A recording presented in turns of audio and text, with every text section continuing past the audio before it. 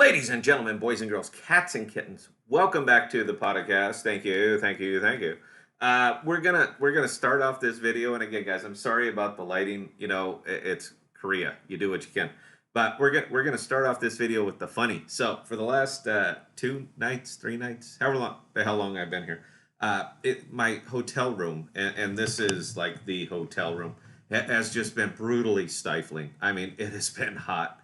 Uh, Laying on top of the covers, just sweating your ass off hot, and I thought I was going to lose my mind. But there's a panel on the wall, and it says, "Do not touch the thermostat." So I assume that's the thermostat because it says it's the thermostat. But it turns out that's not the thermostat. That's the thermostat for the hot water heater, the floor heaters, and everything else. So I was poking around on the table, and there's like everything in Korea is remote controlled and Bluetooth, everything. So I was looking around, and I found this one. I found that little clicker right there that says carrier. And I made the association that the air conditioner up here is also called a carrier. So I just grabbed it and just cranked down on the button, and it's getting a little frigid in here, and I can't tell you how happy that makes me because you know what, guys, life goes on. Uh, Air can be conditioned in Korea, so we're in good shape. All right, on to crypto. So one of the things that I've been looking real close at right now, and if you guys have been following me for any length of time, you've seen that I've been pushing out a lot more into products such as Polkadot, Chronos, and some of the other big L1s uh, that have integrated through the IBC. And the reason that I'm doing it is simply for the APRs and these tokens, but it also to diversify. Now, I want to say that even though I know Emery and I have been arguing about this, but I like to think that at this very moment, I was 100% correct in doing what I was doing because uh, even though Dot and Crow are running more or less with Bitcoin, in fact, they're running like lockstep with Bitcoin.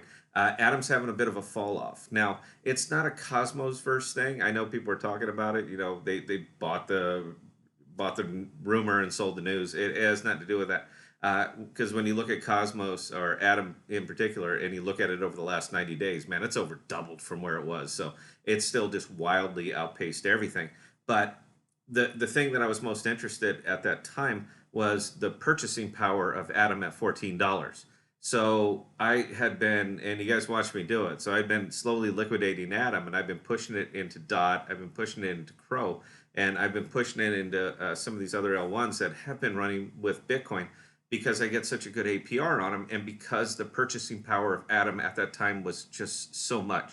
Now it's I'm not divesting Atom.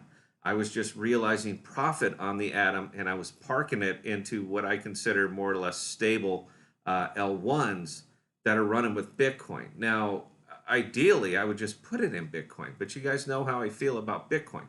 There's no more development in Bitcoin. It is what it is.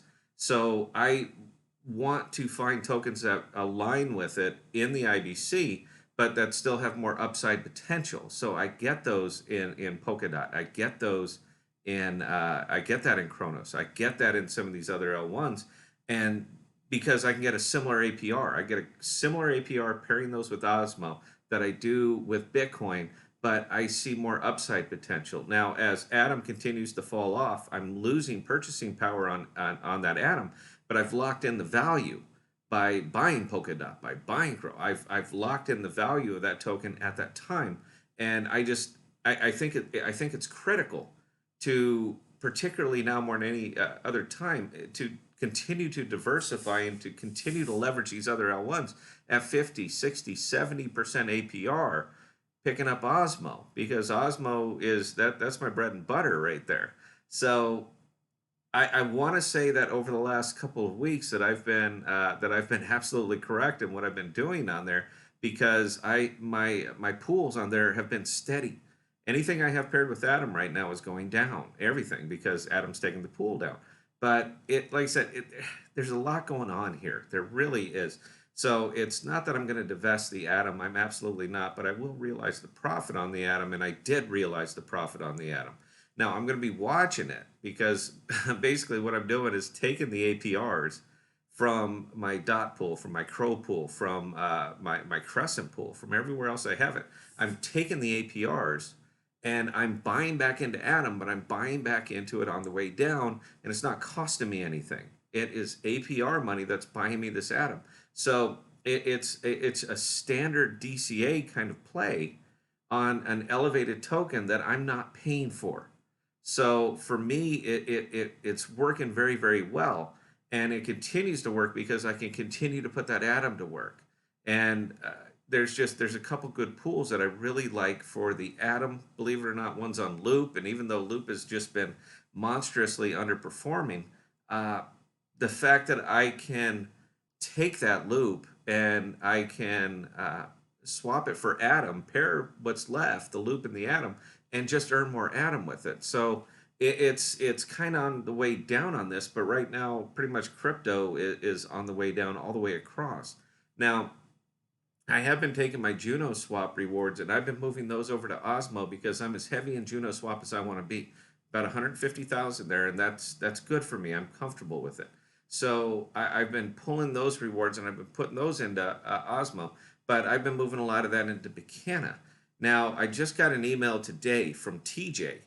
Uh, it's exciting times for BitCana, guys, and I understand that this is a small token. It's underreported. Nobody talks about this, but you're about to see BitCana show up on WooCommerce and a couple of other new things. I'm not going to go through the whole thing. I want to do a separate BitCana video, but this is a token that runs with Atom that is in heavy development, and Q4 is going to be a big one for it.